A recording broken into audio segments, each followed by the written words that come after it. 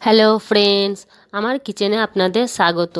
আজকে আমি এই ভিডিওটাতে দলিয়ার ক্ষীর রেসিপি আপনাদের সাথে শেয়ার করব, যেটা আমাদের স্বাস্থ্যের জন্য খুবই উপকারী আর আমাদের বাচ্চাদের জন্য।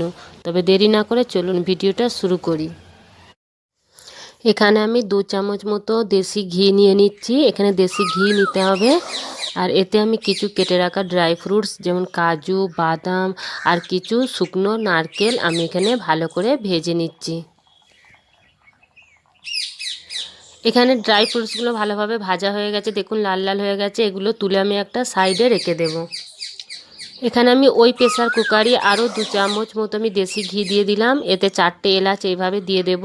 এই এলাচগুলো যখন একটু হয়ে যাবে, এবার তাতে আমি একটু 1 কাপ মতো ডালিয়া, গমের ডালিয়া আমি এখানে ব্যবহার করছি। এই ডালিয়াগুলোকে দিয়ে ভালোভাবে আমি নেড়ে চেড়ে একটু ভাজা ভাজা করে নেবো। এই দেখুন এখানে প্রায় ভাজা ভাজা হয়ে গেছে।